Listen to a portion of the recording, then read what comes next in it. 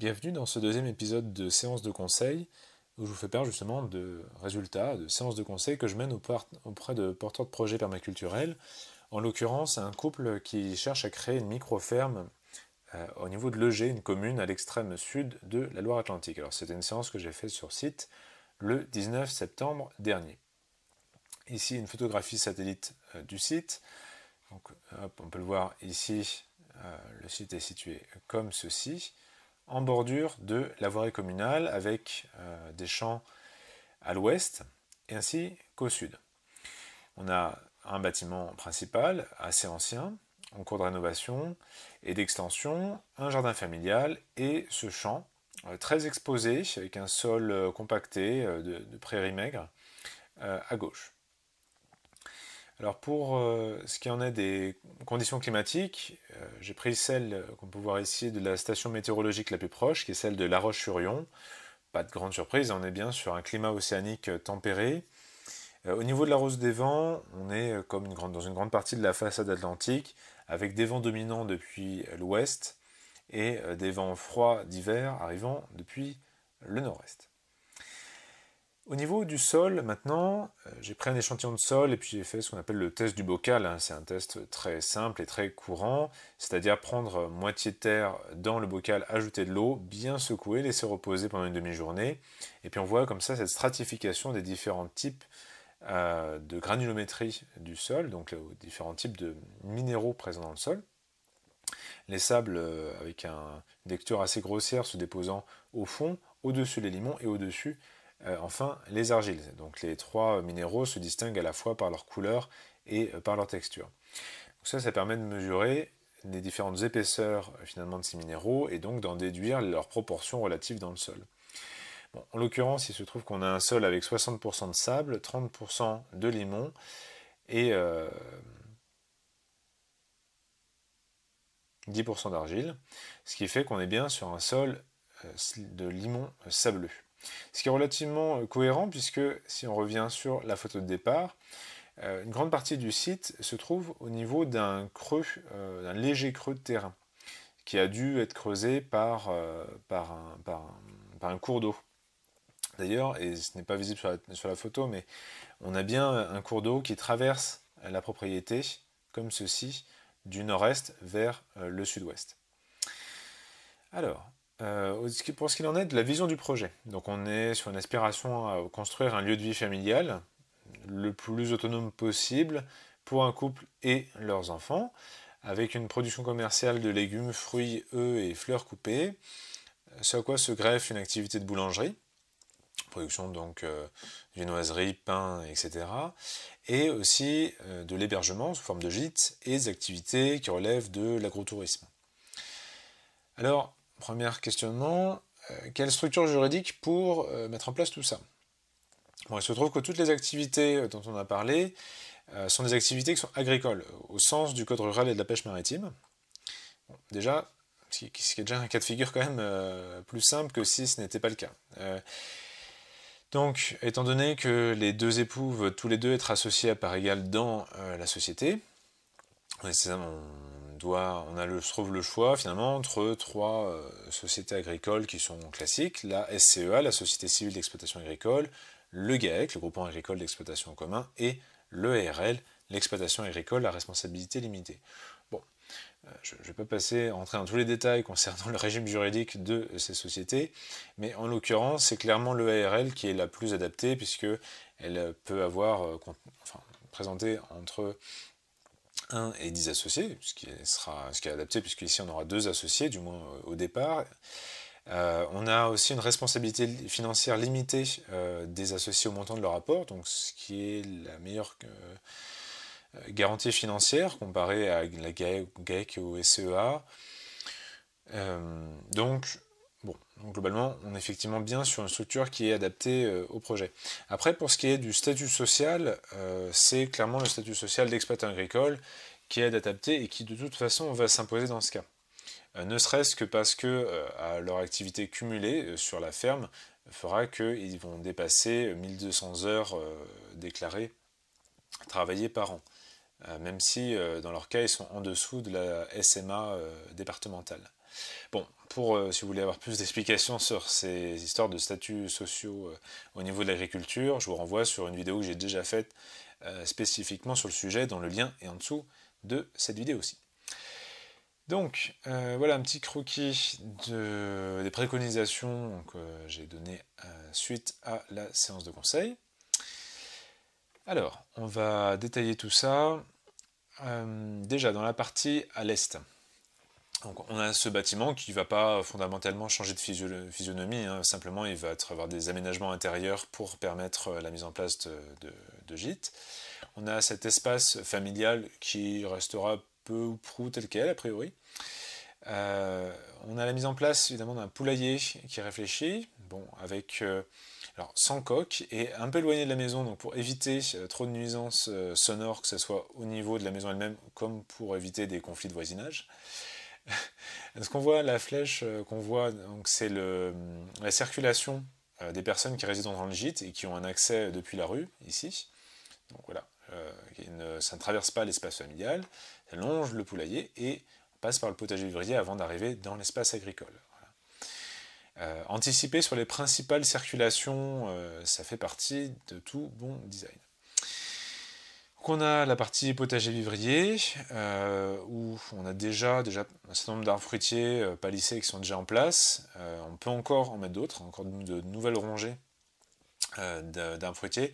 Comme on a une orientation, c'est tout en longueur et donc une orientation sud-ouest, il serait plutôt logique aussi de mettre les rangées d'arbres fruitiers dans ce sens-là. Voilà, ça serait plutôt ergonomique au vu de la disposition du terrain. Et on a pensé un espace d'expérimentation pour les plantations de fleurs coupées, ce qui est une des particularités du projet. Alors, on a ici une quête d'autonomie alimentaire. Alors, c'est une question très récurrente, ce que j'entends, c'est combien d'espace faut-il avoir pour être autonome alimentairement ? Bon, il existe différentes façons d'envisager l'autonomie, et ça pose nécessairement aussi la question du type de régime alimentaire que vous voulez avoir. Mais quoi qu'il en soit, pour un régime végétalien, on peut déjà se baser sur les travaux de l'agronome américain John Jevons, dans ce qu'il a développé comme ce qu'il appelle la méthode bio-intensive. Selon lui, selon ses calculs, et donc théoriquement, la surface nécessaire pour un adulte, pour qu'il puisse se nourrir à l'année, est donc de 372 m², c'est la surface cultivée, donc ça monte à 465 m² si l'on compte les passe-pieds. Avec dans une rotation où on a 60% de l'espace qui va être occupé au fil des ans par des céréales et des pseudo-céréales, 30% par des légumes racines qui sont à très haute valeur calorique, notamment la pomme de terre, le topinambour, les salsifis, ail, etc. Et enfin 10% d'autres légumes. Donc voilà, il faut bien voir que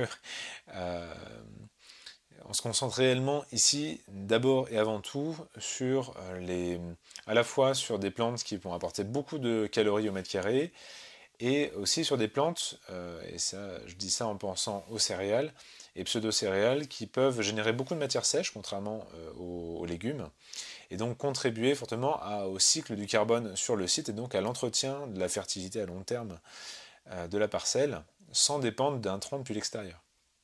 Alors bon, c'est une superficie théorique qui suppose qu'on soit déjà sur un sol qui soit bien fertile, avec des rotations bien maîtrisées, une culture, même des rotations de culture sur les 4 saisons, bref, si vous démarrez, vous débutez, et en plus que votre sol est moyen, comme c'est le cas ici, je recommanderais de compter au moins le double pour pouvoir atteindre de façon réaliste une autonomie alimentaire forte.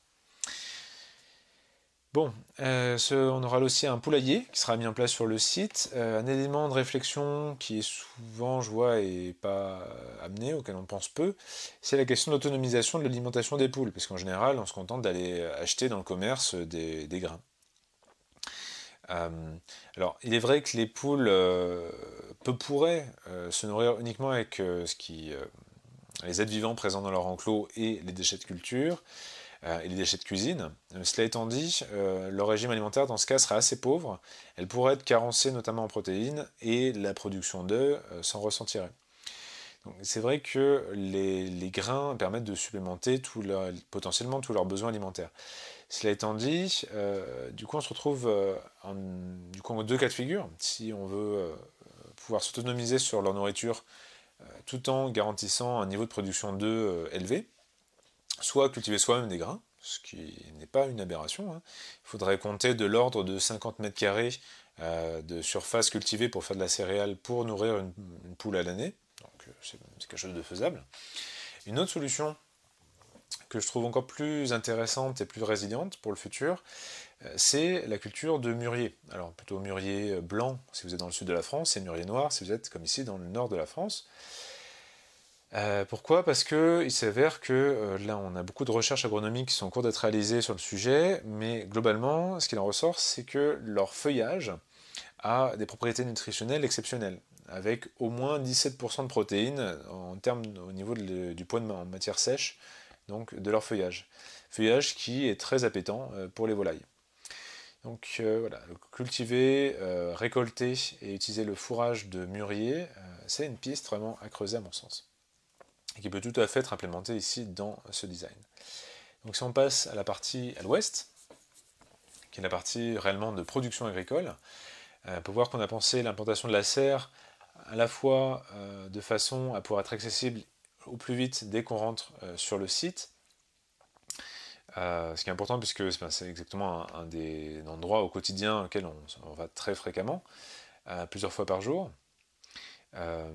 Puis c'est aussi finalement une infrastructure qui est commune à la fois au potager vivrier et à l'espace agricole, donc c'est intéressant que ce soit une interface entre les deux.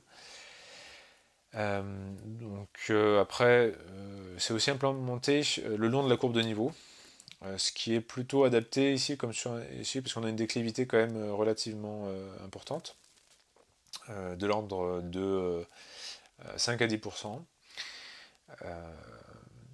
Et puis, donc, comme on peut le voir, sur le reste de l'espace, on a pensé une implémentation des végétaux de type verger maraîcher, donc avec une succession de bandes fruitières où sont situés donc des arbres fruitiers et d'autres plantes fruitières du reste, et des planches maraîchères. Donc, de façon à respecter les courbes de niveau, donc on s'inscrit ici dans ce qu'on appelle le keyline design, hein, la conception en ligne de niveau, qui est conçu de façon à fortement limiter les problèmes d'érosion et à permettre à l'eau de pluie de ne pas éroder les sols et de partir, mais au contraire d'être stoppée, de s'infiltrer et de recharger les nappes phréatiques, et donc de contribuer à l'autonomisation en eau du site. Également, le fait d'avoir des retenues d'eau, à commencer par une petite mare en haut, va aussi permettre d'améliorer l'aménagement hydrique du site, qui est actuellement très sec. Aussi regarnir le terrain en arbre, que ce soit dans la parcelle, mais aussi dans son pourtour, puisqu'on a une haie bocagère, alors qui est déjà intéressante, avec notamment des chênes pédonculés, mais globalement la regarnir pour qu'elle soit plus importante, déjà joue un rôle de brise-vent, mais aussi va contribuer finalement à limiter les évapotranspirations des végétaux sur la parcelle. Et ce qu'il en ressort, c'est que ça permet une augmentation aussi sensible des productions maraîchères. Là, après, suivre stricto sensu le long de chaque courbe de niveau, c'est pas pratique, c'est pas pragmatique dans les faits. Donc une solution plutôt simple, c'est celle qui a été choisie ici, c'est de repérer quelques courbes de niveau sur le terrain, qui sont représentées ici en pointillé, et d'y implémenter donc les bandes fruitières, et donc entre les bandes fruitières, on va implémenter les bandes maraîchères en parallèle avec la bande fruitière du dessus. Voilà. Et puis on voit aussi, on a une caravane qui est déjà en place et qui va faire partie des hébergements sur site. Alors, quid d'ailleurs de les procédures administratives pour la mise en place de la caravane et de la serre? Alors pour la serre, c'est assez simple. Donc, comme sa hauteur sera située entre 1,80 m et 4 mètres à son point le plus haut, et que son emprise au sol va être bien inférieure à 2000 m², elle sera simplement soumise à déclaration préalable de travaux. Voilà. Pour ce qui est de la caravane, sa mobilité va être maintenue, donc on va lui garder ses roues, donc ses moyens de mobilité. Mais par contre, elle va être bien présente sur le site plus de 3 mois par an, donc là aussi, il faudra faire une déclaration préalable de travaux en mairie. Hop. Alors, pour ce qui est de la haie bocagère, c'est une préconisation de quelques espèces qui sont bien adaptées au site, qui est un site, donc, comme on l'a vu, de limon sableux, très exposé, donc un sol quand même relativement tassé. Voilà. C'est intéressant en tout cas globalement dans une réflexion sur la mise en place d'espèces bocagères, déjà évidemment de pouvoir avoir des espèces qui sont adaptées aux conditions pédoclimatiques, mais aussi de penser des espèces qui permettent d'avoir des productions complémentaires. C'est par exemple le cas de l'arbousier qui fait une fructification dans la période hivernale. De créer aussi des espèces qui sont mellifères à différents moments de l'année, pour nourrir tout au long de l'année donc les pollinisateurs, et puis de prévoir au moins une certaine fraction d'arbres dont le feuillage sera persistant ou au moins marquescent, donc pour pouvoir stopper les vents d'hiver. C'est par exemple là aussi le cas de l'arbousier. Donc disposition de type verger maraîcher, voilà, comme j'ai illustré ici. On voit qu'il y a une bonne complémentarité finalement entre les productions fruitières et la production maraîchère. Pour donner un ordre d'idée sur les distances à respecter, si on est sur des arbres fruitiers qui ne dépassent pas 3 mètres de hauteur, ce qui est le cas sur les fruitiers bastiges, un espacement de 10 mètres entre les bandes fruitières est suffisant pour apporter suffisamment de lumière aux légumes, et si ces arbres font jusqu'à 6 mètres de hauteur, ce qui est globalement le cas pour des arbres fruitiers moyenne tige, eh bien cet espacement va monter à 15 mètres entre les bandes fruitières.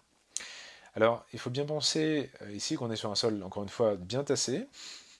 Donc pour gagner beaucoup de temps et s'assurer un bon développement du système racinaire des arbres fruitiers, on va être très aidé si on peut faire un sous-solage le long des courbes de niveau où on va planter ces bandes fruitières. Alors, un sous-solage n'est pas un labour, hein, ce n'est pas un retournement des horizons du sol. Par contre, on cherche à décompacter le sol en profondeur, sur au moins 60 cm de profondeur. Et suite à ça, on peut aussi utiliser d'autres engins agricoles pour former les bandes fruitières, comme on peut le voir ici sur ces photos, issu du livre de Joseph Perkins qui illustre la création de sa ferme Ridgely Permaculture en Suède. Voilà. Autre images tirées du site et qui sont une bonne illustration de ce qu'on veut ici réaliser. La mise en place d'un mulch très carboné pour bien contrôler l'enherbement, donc semis d'engrais verts qui vont contribuer à accentuer la fertilisation du sol et son amélioration, l'amélioration de sa porosité, et in fine, donc voilà, l'obtention de ces belles bandes fruitières. Alors une autre particularité du projet, c'est les plantations de fleurs coupées. Ça on y pense peu, c'est ce que je constate, mais c'est des produits qui sont à haute valeur ajoutée, qui sont finalement très complémentaires de produits de consommation courante comme des œufs et des légumes. Voilà. Donc ça peut être, on peut aller sur des fleurs ornementales très courantes, comme les roses, pivoines, lilas, dahlias, lys, jonquilles, comme on peut le voir ici. Mais on peut aussi passer sur quelque chose d'encore plus original avec des fleurs comestibles comme des hémérocalles. Voilà, après, pour ce qui est de l'entretien, de la fertilité du sol, on est sur des solutions très classiques, hein, c'est-à-dire s'assurer qu'on ait mis en place d'un couvert du sol, de mulch. Alors ça peut être des mulchs de végétaux morts, comme de la paille entre autres, hein, ou de la fougère. Ça peut être des mulchs vivants également, comme des couverts végétaux. L'apport de fumier et ou compost, décompaction du sol à la grelinette. Alors l'objectif étant de pouvoir se passer de plus en plus de la grelinette au fur et à mesure d'amélioration de l'état du sol, mais c'est vrai que tout de même maintenir le sol décompacté à cette échelle-là est tout à fait faisable avec une grelinette. Bien choisir par contre la largeur de la grelinette qui sera la même que celle de la largeur des planches, hein, pour que ça puisse être utilisé de façon pratique. Et puis donc l'utilisation d'engrais verts pour pouvoir donc contribuer à l'entretien de la fertilité du sol. Bon, en l'occurrence, comme le sol est limon sableux et qu'on va rentrer en période hivernale, ils peuvent encore jusqu'à fin octobre faire un semis de vesses et de seigle fourragé. Alors une autre solution tout à fait complémentaire sur le lancement du système, c'est dérouler de la bâche non tissée. C'est de la bâche constituée en général de polyéthylène, qui est une bâche qui est garantie 10 ans et qui est recyclable. Elle va permettre de bien contrôler l'enherbement, de pouvoir étouffer toutes les plantes qui sont déjà présentes, Et puis aussi de faire en sorte que le sol se réchauffe plus vite, ce qui accélère le développement des cultures, parce que leur couleur sombre fait qu'elles se chauffent assez fortement. Et puis c'est vrai que c'est une solution qui est très économique, très rapide à mettre en œuvre, hein. Il suffit de dérouler comme ça ces grands rouleaux de bâches, ça c'est l'affaire d'une ou 2 heures, hein, sur un champ d'un hectare comme on a ici, de bien les lester avec des poids, et donc on va pouvoir planter avec des plants directement dans des trous qu'on va réaliser dans la bâche. Et au final, même esthétiquement, comme on peut le voir sur la photo de droite, hein, qui est tirée d'une ferme en maraîchage sur le vivant, qui est la ferme des Hauts-Roseaux à Pannecy, dans le nord-est de la Loire-Atlantique, une fois que tout ça est mis en culture, finalement l'aspect esthétique est plutôt agréable. Voilà, donc ça c'est une des solutions très pratiques, rapides et économiques lors du lancement d'un système maraîchage de type maraîchage sol vivant. Alors, une autre solution qui serait complémentaire au lancement, ça serait l'apport de bois raméal fragmenté, de BRF. Si on se réfère aux travaux de Benoît Noël du réseau maraîchage sol vivant, lui recommande un mélange de 500 tonnes plus 500 de BRF plus 500 tonnes de fumier, les deux mélangés au démarrage. Bon, c'est des quantités très importantes, hein, de matière organique, mais l'objectif ici est de faire une augmentation de 3% du taux de matière organique stable dans les sols, ce qui est une amélioration considérable, effectivement, de leur activité biologique et de leur réserve de nutriments. Il recommande également, en vitesse de croisière, d'avoir en moyenne un apport de 100 tonnes par hectare et par an de BRF. Bon, ça c'est en l'absence de tout autre apport de matière organique carbonée. Donc on pourrait tout à fait diminuer ce montant-là via des engrais verts et des couverts végétaux qui sont réalisés pour apporter beaucoup de carbone dans le sol. Voilà, c'était une petite synthèse donc, de cette séance de conseil. Donc, dans ma structure L'Atelier Fertile, je propose des formations, dont tous les 3 mois une formation liée à l'installation agricole, du conseil pour les porteurs de projets, que ce soit à distance ou sur site, et j'édite des livres dont le premier était Projet agricole alternatif, les règles de droit à connaître. Bon, les liens vers tout ça sont en dessous de la vidéo. Voilà. Si vous avez quelques interrogations techniques précises par rapport à tous les éléments développés, n'hésitez pas à le mettre dans les commentaires, j'y répondrai autant que possible. A bientôt.